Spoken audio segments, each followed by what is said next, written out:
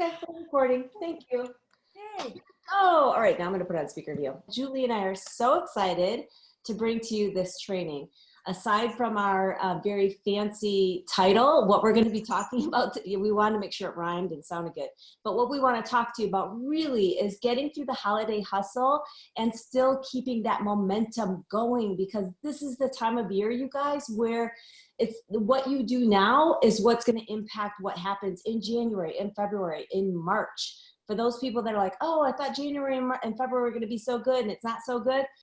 So Julie's going to talk about that portion of it. And then I'm going to talk about increasing your connections and your engagement and basically your network. I hear so often that coaches don't have enough people that they can invite. So I want to teach you a way that you can really increase those connections. So first of all, let me introduce to you Julie Boris. She is a mom and a wife. She's obviously a superstar diamond.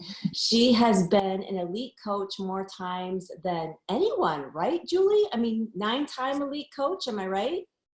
I know. Let's not jinx it, shall we? Let's just Okay. Let's leave it at that. You guys, Julie is freaking awesome, and I hope that you're ready to take tons of notes from her because she's gonna throw it down. With that, Julie, you ready? I am ready. Yeah, let's have a conversation here tonight. And you are all CEOs of what is and can be a multi-million-dollar business. If you don't believe that, you will never have one. So start believing it and telling yourself that. You are building a multi-million-dollar business from your laptop, period. You have to believe that to make that happen. So we're going to talk a little bit tonight on stuff that my husband and I call the stuff that takes no talent. And my husband is a college football coach. I can only see one page. I can't see all of you, but anyone on the first page, were you here at Summit this past summer, maybe in Indiana? Okay, where we were, not only is like 25 minutes from my house, but it's about 10 minutes from where my husband coaches college football. And one of the cool things about your husband being a coach, albeit not a Beachbody coach, but still coach, it's relationships. We're all building relationships here, is we get to talk a lot about coaching. And something that he and I have talked a lot about, something that he implements with his team, is this phrase called takes no talent. The teams that win are the teams that emphasize the stuff that take no talent. Because what that eliminates from our heads is that you have to have some sort of special skill, or you have to have some innate habit or something in you that you were born with to be successful, especially in this business. And there's not one person on this call who can look at me with a straight face and go, yes, I've never compared myself to anyone else in this business. I'm totally fine. That's BS, and you know it. So let's just call that out and say that right now. But here's the thing. If we can focus on the stuff that takes no talent, not only will we thrive during this busy holiday season, we will also take our teams into January focusing on the simple stuff, because at the core of the business really is simple. It's us who make it more complicated than it is. We get caught up in the turkey and the tinsel, and we forget that it comes down to some simple basic activities that actually take no talent. We get in our heads that we have to be super smart and super creative and super skilled at graphics or whatever to build this business. I'm going to tell you that I grew up in a town of 1,200 with a cornfield literally in my backyard. There's not one person in my family who is an entrepreneur. Zero. I had none of that being a role model when I grew up. My mom was a stay-at-home mom. My dad was in the Navy and an engineer. It was a very patriarchal, conventional, amazing childhood. No one was an entrepreneur.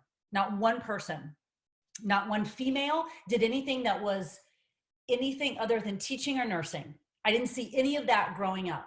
And yet somehow graduating from a high school of, I think 300, if I'm lucky, and a high school English teacher, and falling into fitness, I've somehow managed to build this business.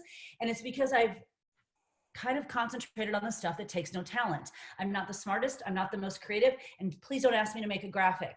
But I'm going to share with you some of the stuff that I have done that I think will help you now and also into January. This business is simple. Here's what we offer: health and hope. That's what we do. We offer and share and connect people with health and hope. That's all you have to get on board with. That's all you have to remember. And then do the stuff that takes no talent, and it will, I swear to you, ease your mind.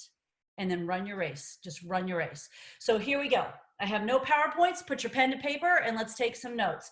Number one, this is gonna blow your mind. Here's what you have to do that takes no talent. Number one, you have to press play. This is all number one. So A, B, C, D. A, you have to press play. B, you have to drink a shake. C, you have to read a book. And D, you have to invite people to join you. Ladies and gentlemen, if you are not doing those 4 things, get off this call right now, because it doesn't matter what else we say. You have to press play. You have to drink a shake. You have to read a book, and you have to invite people to join you. And if you came to this call for a very calm 9 p.m., Jenelle and I are just going to like wrap up in our jammies and put you to sleep. I am telling you that I'm on fire right now, and I'm going to give that to you. You better get fired up, because we are about to go into a new freaking decade with what might be the biggest launch that we've ever seen. You better get on it and get excited. You have a multi-million-dollar business in your hands right now. You cannot let that go. You cannot. And you have to start by pressing play, drinking a shake, reading a book, and inviting people to join you. Period. Nothing else matters if you're not doing that. Period. Now, here's the thing. When Jenelle and I both started, we actually started inviting people to join us, I think, on MySpace. Okay. And then we transitioned to Facebook. And then we transitioned to Instagram. The platform has changed. The inviting piece has not. The platform has changed. The inviting piece has not. It's still the same business that it was 11 years ago when Jenelle and I first became coaches. We're still pressing play, drinking a shake, reading a book, and inviting people to join us. Jenelle, can you find that person that's not muted? I'm trying to find that person that's not muted. If you're not muted, hit mute. Yes, please. Awesome. Thank you. Thank you so much for doing that. I appreciate that. So those are your first 4 that take no talent. Y'all, that takes 0 talent to press play, drink a shake, read a book, and invite people to join you. 0. That should feel like the biggest relief ever to you. The biggest relief, because you don't have to come into this with some innate skill or some innate talent. You have to get up every morning or evening or whenever it is that you press play, drink a shake, read a book, and invite people to join you. Doesn't that make you feel good? That takes no talent? But I'm telling you, the people that do that on a consistent basis will build a business. The people that fight that, oh, I just can't find a program that I like. I can't find a book that I like. Really? Out of the billions of books in this world, you can't find a book that you like. Out of the 18,000 programs on Beachbody On Demand, you can't find a program that you like. Out of the 42 million kinds of Shakeology recipes, you can't find one. Please, Jenelle and I will tell you what Shakeology tasted like 10 years ago. It was not cute, people. It was not cute, but we drank it because that's what you do. Those 4 things are crucial to everything else moving forward. So if we're good on that, let's go to number 2. Number 2, your work ethic. Your work ethic takes no talent. It's interesting when my husband talks about this with his players, because it's the little tiny actions that he sees in his players that he knows indicate whether they might be a team captain later or what kind of player they're going to be on the field when the going gets tough. It's the players who run off the field and run onto the field. It's the players who are picking up their uniform, their helmet, putting it away without being told. It's the players that are grabbing water for someone else, you know, to help. It's the work ethic. It's the intangible. Here's the deal. Nobody got into this business to work 24/7. Not one of us got in this business to work 24/7. Absolutely not. We got into this business to create incredible opportunities and memories for our family, to pay bills, to create a life that we might not be able to create without this business. We didn't get in it to work all day long. But dang it, you control your work ethic, and you cannot compare yourself and your business to someone else who's working harder than you. You cannot compare yourself or your business to someone else who's working harder than you. And my husband and I say this a lot too, when the players will complain when they get beat, he's like, well, get better. I mean, there's the solution. And for us, I translate that to work harder. I do not translate that to work more. I translate that to work harder. Work more intentionally, work smarter. Don't do the busy work. Dig in and do the work that will actually produce return on investment. Messaging your customers, inviting your customers, providing value in your challenge group. The stuff that will actually provide return on investment, that's the stuff that you dig in and do. That's not working more, that's working smarter. No one controls your work ethic but you, and that is not something that is a talent, that is a choice. So number 2 is work ethic. That takes no talent. Number 3, routines. I am a type A Scorpio, and I am a big believer in routines, but routines take no talent. Routines are simply choices. So in the morning, what are you doing in the morning to get up and set the tone for your day? And everyone's morning is different, and everyone's season of life is different. So please, especially women, don't come into this and go, well, that's okay for her to say because her kids are all gone in college now. Well, my kids have only been gone in college for 2 months. So the entire 11 years of my business, I've worked it with kids being home right on top of me. So that has nothing to do with that. We're all in different seasons of life. You have to find a morning routine, an evening routine, a work routine, wherever it is in your day that sets you up for a positive, productive, intentional day. For me, that's morning. I am a morning person, but that's my morning routine. What is yours? My husband will stay up till 2 a.m. breaking down game film. That's his routine. What's yours? And does it set you up for an intentional day? I get up in the morning, and before I work out, don't think this is weird, don't judge it till you try it, I take a shower. I shower before I work out. Yes, I do, because that's my routine. That's my trigger. That's my habit. And then when I come downstairs, I make my energize. I do my gratitude and goals. I do my tracking. And right now I am reading Gabby Bernstein's 40 Days to Miracles book. So I'm journaling as well. I'm doing all those things as part of my morning routine. It doesn't take me any more than 20 minutes in the morning before I go down to press play, but I've set myself up intentionally how I want to go through the rest of my day. So what would a routine be for you that would help you do that? And I will give you one strong piece of advice. As a mom of 3 who's done this entire business with my girls being home, get up before your children are. 99.9% of, we've been married 26 years, 99.9% of our married life, my alarm's the first one that goes off, period. Because chances are, moms, you're the North Star in your family. And if you are off course, you need that time before everybody gets up to recalibrate and point yourself and everybody else in the right direction. So my top tip for your routine would be get up before everybody else if you can. If you have a newborn baby, don't be silly. You're going to get up when the baby gets up. But if you're on a kind of a school routine, get up before everybody else gets up. So that's number 3 that takes no talent, is a routine that works for you and that you embrace will likely change. Could change 6 months from now during the summer, then could change again when they go back to school, and then could change again next year if they go to a different school. You have to embrace the seasons of life that you're in and find a routine that works for you. Number 4, you need to keep your bucket filled with stuff outside of Beachbody. Let me say that again. You better keep your bucket filled with stuff outside of Beachbody, because what happens is we spend our time giving to everyone else, giving to our challengers, giving to our coaches, being on calls, giving. It's also a female dominated business. And that's what we do. We take care of everybody else. And we forget that we're also on that to-do list. And if we're not taking care of ourselves in a, not just a physical way, but like a mental, spiritual, soulful way, how can we give anybody else any kind of information? Where is that coming from if we're not filling our own bucket? And it doesn't have to be something extravagant. I'm not talking about a girls' weekend in Bora Bora, although that's lovely if you have the time and opportunity to do that. I'm talking about, I took 8 of my coaches to a cycle class last Friday, and then a few of them came over and we had lunch, and it was a 2.5-hour window on a Friday afternoon that the whole rest of the day, I'm like, God, that was awesome. Like, that filled my bucket to spend 2 or 3 hours with my coach. And we sweat, we did a workout, we had lunch. That's it. Super uncomplicated, but that filled my bucket. I do bigger things like, travel or go to the theater or see shows, or that fills my bucket. You have to have stuff that is filling you up outside Beachbody. And here's a question for you. If you cannot answer this question, I challenge you to spend time. What inspires you? What inspires you?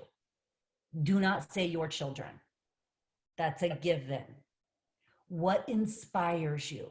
When you watch it, when you see it, when you feel it, when you are around it, what lights you up, what inspires you? If you don't know, if you can't say a couple things right off the bat, you have a job to do the next few weeks to figure that out going into 2020. Because if you put more of that into your life, it just naturally bleeds over into your business. It does. Do not open your Coach Online office expecting to be inspired. It's your job to keep your bucket full and bring that to your business. Not your business's job to do it for you. So that's number 4. Last, number 5, and I'm speaking specifically to the women, you need to give yourself permission to succeed. You need to give yourself permission to succeed. In this business for 11 years, and I'm sure Jenelle can attest to this too, we've heard a lot of the same reasons. My spouse doesn't support me. I don't have time. I'm too busy. All of that is fear. All of it is fear over success, not fear over not succeeding. It is fear over success. You need to give yourself permission to succeed on your terms, in your way, according to your definition of success. Your definition of success may not be to be a superstar diamond coach. Awesome. That's okay. Your definition of success might change 6 months from now. That's okay too. But if you don't give yourself permission to succeed, it's not going to matter what your definition of success is, because you're never going to get there. So you have to get up every morning saying, I'm going to freaking light this world up on fire, because there are people out there who need what we have. And when I create success, I help other people do the same. You playing small does no one any favors. Does no one any favors, because someone invited you to this. Someone put these tools and this tribe into your life, and your life is better because of it. If you're not sharing that with people, it's likely because you're not giving yourself permission to succeed in this business. And you are worthy of that. You are worthy to succeed in this business. And what an incredible example that is for your children, for your family. And if you are a mom of daughters, for your daughters to see that. That's an incredible example, but it starts with you. And the people that, they see other people succeed and they're like, oh my gosh, tell me about your invite script, and tell me about your email system, and tell me about, you know what changes the game in this business? The stuff you do on the inside, not the emails. It doesn't matter. If you could say the completely wrong thing, but if your spirit is right and your heart is right, it won't matter. Stop worrying about an email system. Stop worrying about tracking every little thing. Start working on you. Start working on you, because guess what? That takes no talent. And then you set yourself up for a killer 2020. So I'm going to recap really quickly, and then I'm going to turn it over to Jenelle. Number 1, there's 4 parts to it. Press play, drink a shake, read a book, invite people to join you. If you're not doing those 4 things, it doesn't matter what else we talk about tonight. Those are non-negotiable. Number 2, your work ethic. That takes no talent. Please do not compare yourself, your life, or your business to someone else who's working harder than you. You control that. It's not about working longer. It's about working smarter and harder in the places that give you most return on investment. That takes no talent. Number 3, your routines. What routines do you have set up in your life that will give you production, that will set you up with intention, that will give you positivity, that will bring you joy? Y'all, this business should not be hard and arduous. It doesn't mean there aren't pieces of it that aren't hard. Yes, it's a relationship business. We're dealing with people. People are weird. We're all weird. Humans are weird. Yes. But at its core, the business is joyful. It's joyful.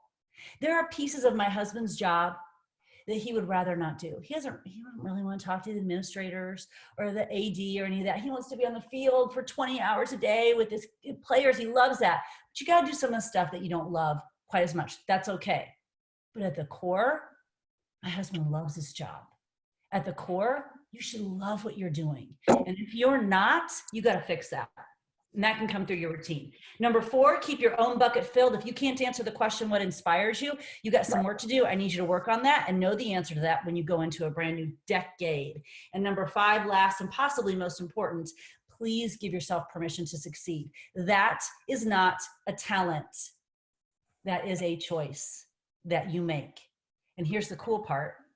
You could make it right this very second. Maybe you haven't been giving yourself that permission to succeed.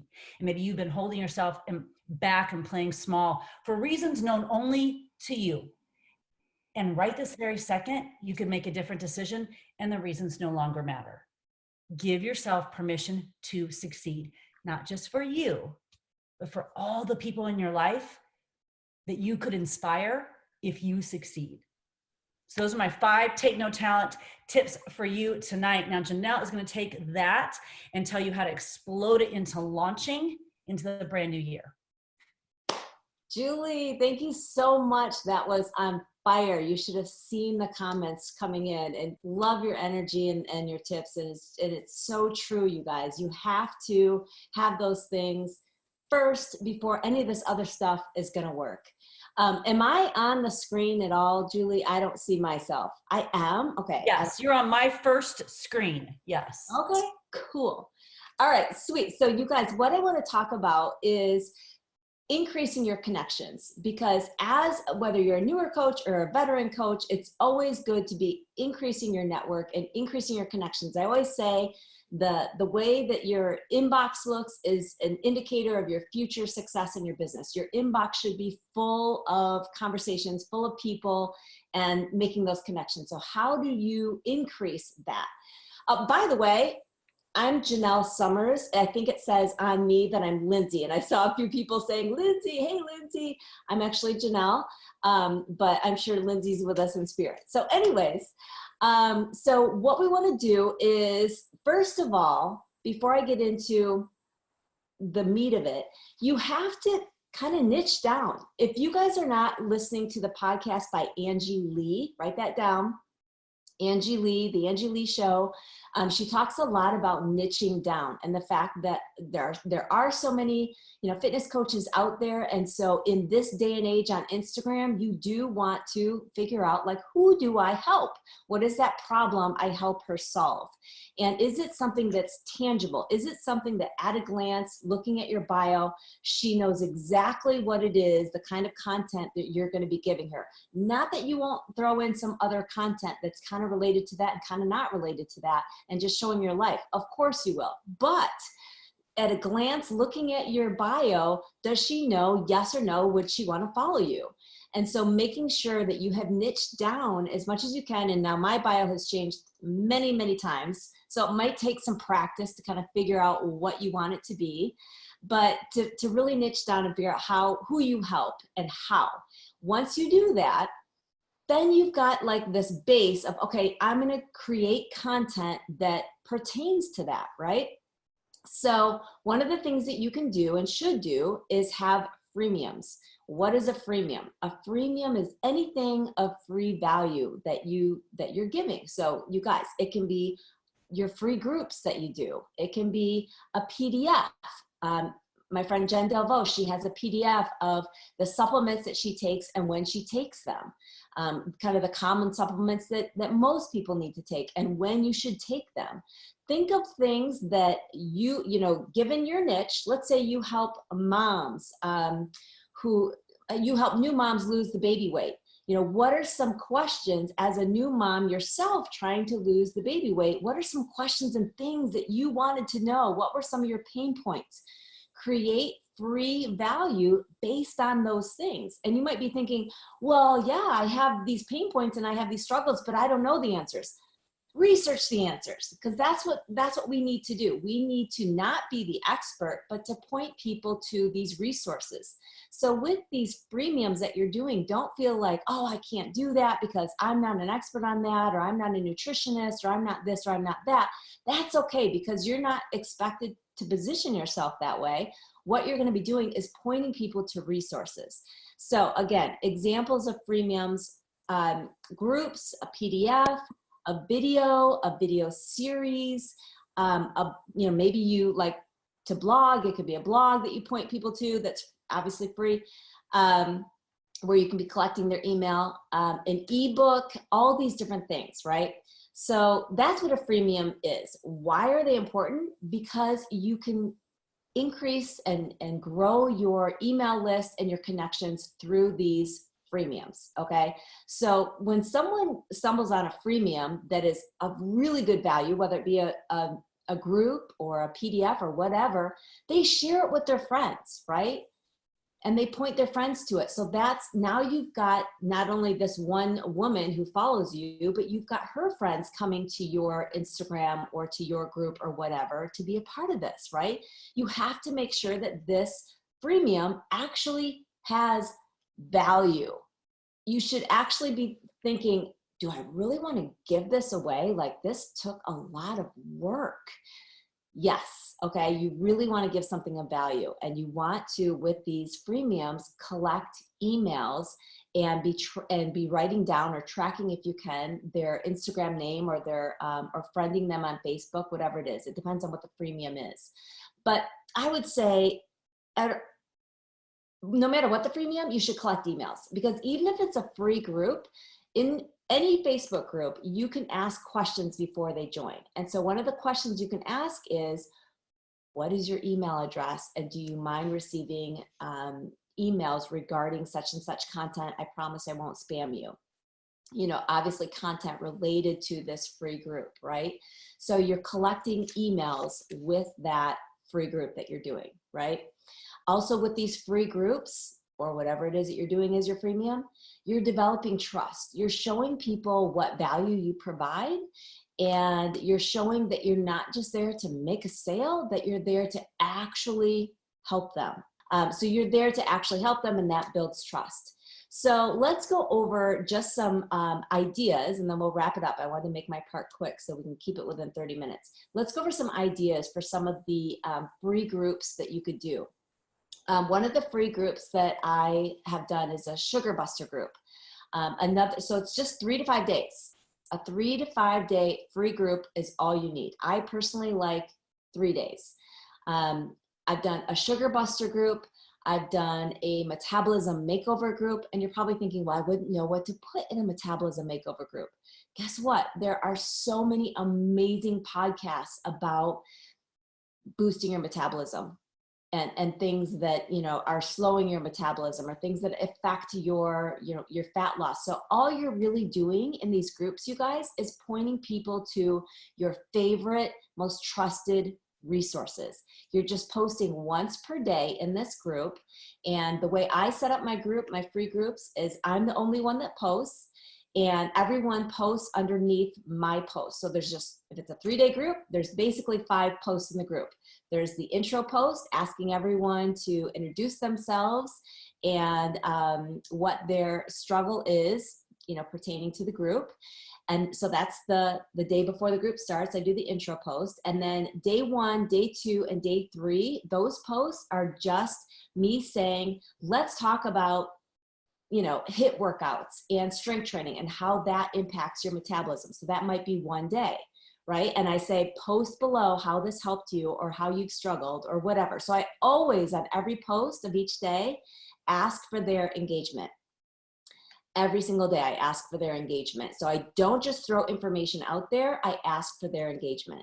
Okay, so those are the 3 days. And then on the 4th day, even though I've said it's a 3-day group, it really is about 5 days, because I've got an intro post. And then on the day after it ends, I do a call to action post, asking them to list which number best describes them. So it might say, number 1, I'm feeling good about this information. I would love to hear more. I would love to continue getting into more groups like this. Number 2, I would love to do one of your virtual boot camp groups. Number 3. So I'm giving them different options that lets me know where this person stands. Do they maybe want to get an invite to my 21-day group, my virtual boot camp? Do they, you know, want to hear from me some more, or have questions or whatever? So I'm giving them options in that last day. Also on that last day, I do a drawing for the people that have participated in the group. So I mentioned that on the very first day when I do the intro post, that for people that participate in this group and engage daily, they will be entered into a drawing for an Amazon gift card. You could do Lululemon gift card or whatever. I always do Amazon, since I've got a Canadian account and a UK account. That way, if I've got people from all 3 countries, we're set. But I always make sure they know that there's going to be a drawing only for those people who really engage in the group. And I really feel like that helps, because I get really great engagement in these groups. and people really help each other out. It's really amazing. I love running these groups. So when coming up with a free group, think about the pain points that pertain to that niche, okay? That you, the woman or man that you help, what is that? And what is that pain point? What is that struggle for them? What are they trying to figure out? What is keeping them up at night? Okay. And think about yourself when you were in that position, maybe before you got into fitness. What was your struggle? Okay. So make a list of those pain points. Maybe it's a sugar addiction. Maybe it's, really a struggle to lose the weight, even though you feel like you're doing everything right. And of course, with each of these pain points, come up with a free group and come up with a catchy name. So that when people hear it, because guys, this is a business. We've got to market this stuff, even though we want to help people at their core and their mindset and all these things. The truth is we got to get their foot in the door, and we've got to make these things fun and appealing, right? So you've got to think of a good name. But think of those pain points. So maybe it's struggling to lose weight. Maybe it's something with thyroid. Maybe it's, a new mom trying to lose the baby weight. Maybe it's a working mom trying to get more organized. Maybe it's something pertaining to gut health. Maybe it's for women that are pregnant, trying to have a healthy pregnancy. Maybe it's something specific to parenting. Really make a brainstorm list of all the things that you could do a freemium for. Now, another thing, like I mentioned before, was, you could do something other than a free group. It could also be like an ebook or a PDF or a video series, right? So just as an example, I hired someone on UpWork.com to do a foodspiration ebook for me. And I just asked her to collect the last 50 posts from my Instagram. I gave her my login to my Instagram. I said, collect the last 50 posts that had to do with food and categorize them into breakfast, lunch, and dinner, snacks, and dessert, and sweet treats, or clean treats, I think I call them, and smoothies. Okay, so those are like my categories, right? And I said, please just make it into an ebook where they can download it to their phone or to their laptop, and create a page where they can opt in with their email address, right? So all I did was hire a woman on Upwork.com. I ended up paying $200 for her, but I had bids for like $50 to do it. I just started connecting with her. I really liked her work. I went with her. But that's just one example, because once I had that freemium, you guys, I promoted that a couple times a week. And I built my own networking list by thousands by promoting that free ebook for several years. Okay, so I think, let me see if there was anything else I wanted to touch on. Making sure that you collect emails. You might even, when you're getting people into a free group, ask what their Instagram handle is. Now, here's the thing. You're probably thinking, okay, I've got all these people's emails. Now what do I do?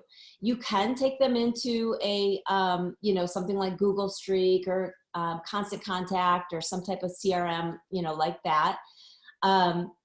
But basically, when I'm sending emails to these people on my list now, what I'm doing is I'm just trying to build trust and add value for them, right? So the way I do that, though, to work smarter and not harder and not create more work for myself, is I take posts that I've done in the past that pertain to that topic, and I recycle them into an email. Okay, so it's content that I've already spent a lot of time thinking through and writing at one point in time for a post, and I'm making it into an email. Okay, because trust me, all these people that are on your list are not seeing all your posts or all your posts from the past, right? Okay, so I just want to, oh, and by the way, I do like 3 value added emails with then an invite email. So here I've done all this value adding through email, and then I've got an invite. Same goes with DMing these people. You've been building this relationship in this free group, and now you can DM them, have other side conversations, and now it's not icky to do an invite. So basically, at the end of the day, what you guys are doing, so you're taking your cold market and you're making them warm so that you can do an invite and it feels right and it feels good and you understand who they are. So I'm not going to go into any more detail on that, but let me see if there's any questions. What email provider do I use? I actually use Constant Contact, and I like Constant Contact. I do use Google Streak as well, but for most of my lists, I'm using Constant Contact. I've kind of been a little bit back and forth with Google Streak. Yes, and weekly newsletters are great, but I would not say in your Facebook group, I would not say, do you want to be on my newsletter? Because people get so many newsletters, they're freaking sick of newsletters. So call it something else. Make it something else. And it can be essentially a newsletter, but call it something else. Again, you're a business, you want to market things.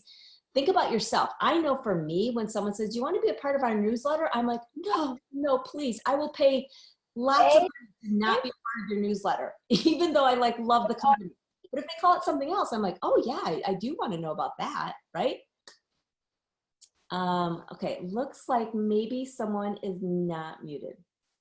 But okay, anyone else have any questions? Julie, did I forget anything? No, but I took 2 pages of notes, just so you know. That's amazing.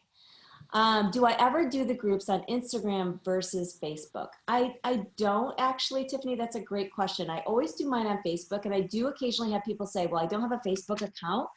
I let them know, I say, hey, I completely understand Facebook can be crazy and such a time suck. But if you just create an account that is completely private, you don't even have to load a picture or anything, it might be worth your time. And the reason I do that, you guys, is because ultimately, I want to be able to help this person more than just fitness. I want to be able to help them open a business, to be honest. If I like this person, I feel like we're like-minded, I want to help them open a business in fitness. And they're going to need to be on Facebook, because that's where so much of what we do is. And I really feel like they just need to open up a little bit and get on there, even if it's just a private account. And Jenelle, can I add something to because the points that you talked about when you said, who do you help, what's keeping them up at night, and how can I help them? Yeah. I wrote that down, then I started writing down some of the pieces that I thought about with myself.